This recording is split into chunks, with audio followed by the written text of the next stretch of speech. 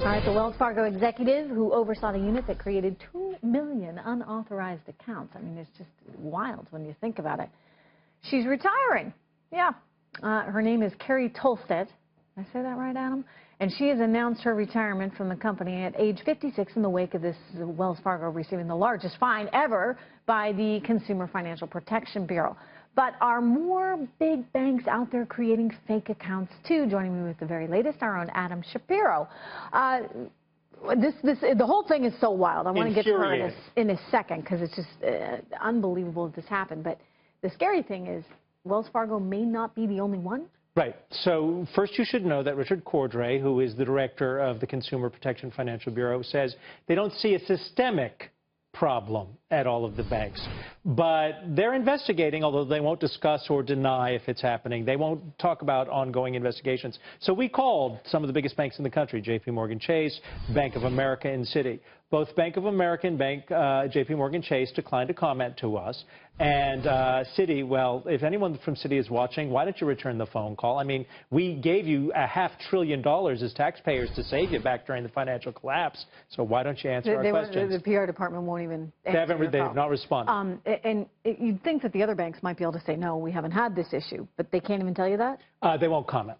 They won't comment. And when they won't comment, you know, it's up to them to...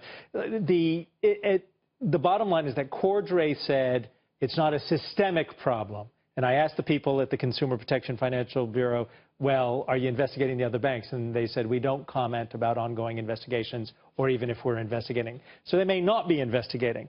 But, you know, I asked the banks, do you have sales quotas or do you have sales incentives? And they said no comment. And that's what happened at Wells Fargo. They were offering... They had sales quotas. Okay, so why would they do it? So basically you would make more money as a sales executive at Wells Fargo if you managed to open an account? Well, forget the executives. We're talking about the retail I mean that. So the employees would make more money. Yeah, there were incentives and quotas. And if you didn't hit the quotas, you had to work more hours to meet your quota. And here's the real rub in all of this, right? They were firing people. This is what Wells Fargo has said. They fired people starting back in 2011 for what is illegal activity. That's what it's called. And then when the woman in charge... So they knew it was a problem.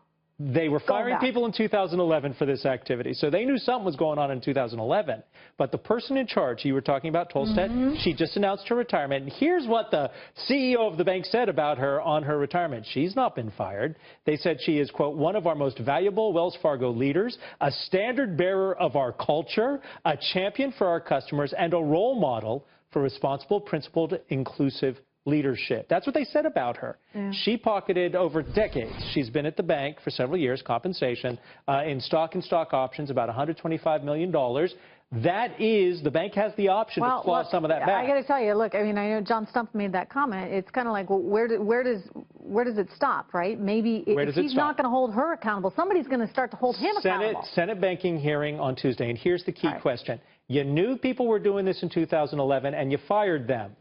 She was in charge for 5 years. What did you do to stop it? That's good question. All right. Adam told all you congressional investigators. All right. Thanks so much, Adam Shapiro.